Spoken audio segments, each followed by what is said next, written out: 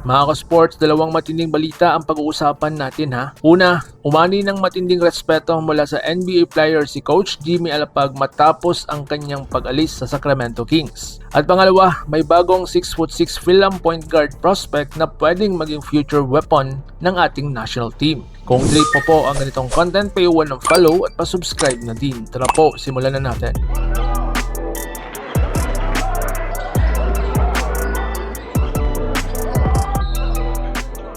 Mga ka-sports, NBA reaction sa pag-alis ni Coach Jimmy. Natuldukan na nga ang coaching stint ni Coach Jimmy Alapag sa Sacramento Kings para sa susunod na NBA season. Bagamat wala na siya sa bench ng Kings, isang bagay lang talaga ang napakamalinaw. Mataas ang respeto sa kanya ng mga NBA players at coaching staff. Isa sa unang nag-react ay si Devin Carter. Isa po sa mga batang guards na tinutukan ni Coach Jimmy sa kanilang mga developments. Simple pero malalim ang sinabi niyang my guy. Ibig sabihin po niyan, malakas ang samahan nila at malaki ang pasasalamat niya sa Pinoy coach. At hindi biro ang naging improvement ni Carter ha. Mula sa 3.8 points per game noong nakaraan, umakyat ng halos 8.9 points per game ang kanyang average. Napakalinaw na may malaking ambag talaga si Coach Jimmy sa paghubog ng laro ng bata. Hindi lang si Carter ang nagbigay-pugay. Nag-react din sina Nick Clifford, Dylan Cardwell at iba pang Kings player na nagpasalamat at sumaludo kay Coach Jimmy. May ilan pa ngang nagsasabi na mag-enjoy muna siya sa buhay bago ang susunod na chapter ng kanyang career. Ibig sabihin, hindi lang coach ang tingin nila sa kanya, kundi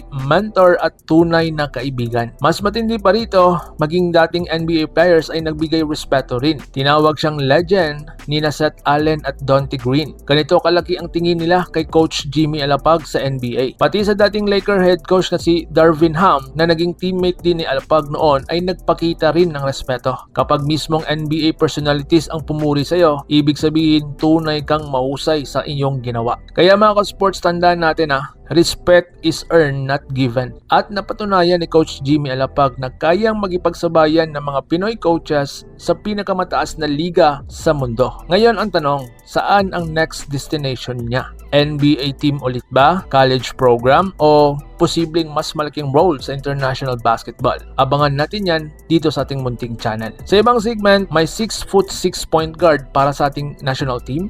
Mga ka-sports, alam ko, isa ito sa matagal nating mga pangarap ng mga Gilas fans. Magkaroon tayo ng 6'6" point guard gaya ng uso sa NBA at Europa. Yung tipong matangkad na playmaker, kayang magdala ng bola, pumasa, tumira at dumepensa sa maraming posisyon.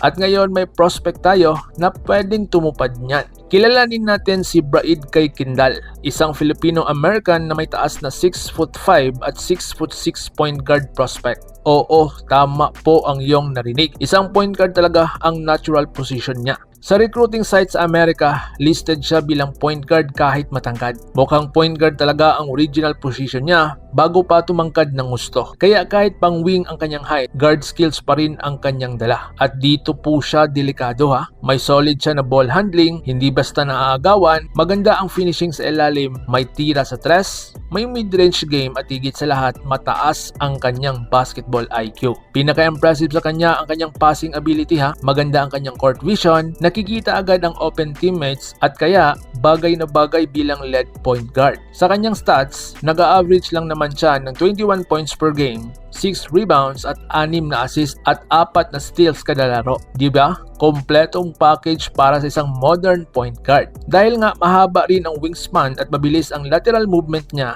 maganda rin ang depensa niya. Kaya po niyang bantayan ang guards hanggang forwards, dalawang way player kung tutuusin. Umabot din sa 40% ang kanyang 3-point shooting sa ilang tournaments. At napasama rin siya sa 1,000 points club sa kanilang school. Patunay na napaka-scorer niya. Sa ngayon, committed na siya sa Santa Clara University, isang NCAA Division I school sa Amerika. Born in 2008, kaya pasok pa sa edad para sa future Batang Gilas programs. Pero bakit natin nasabing may dugong Pinoy siya? Makikita silang post niya ang bandila ng Pilipinas bilang pagkilala sa kanyang Filipino roots. Dagdag pa rito, naka-follow umano sa kanya ang ilang basketball figures na connected sa youth program. Ang tanong ngayon, eligible kaya siya para sa Gilas? Kung oo, Napakalaking dagdag ito sa future ng Philippine basketball. Imagine nyo ha, 6'6" point guard na may handles, shootings, passing at defense. Napakalaking asset nito sa ating national team. Kaya ngayon mga ka-sports ha, dalawang bagay ang dapat ikatuwa ng Pinoy basketball fans. Una, napatunayan ni Jimmy Alapag na kayang respetohin ng NBA ang isang Pinoy coach. Pangalawa,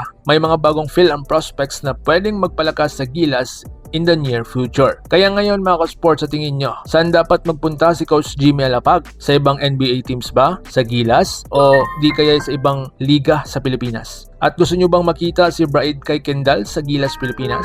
Comment your thoughts below at babasahin ko yan. Like, subscribe at salamat sa suporta mga ka-sports. Ingat po kayo.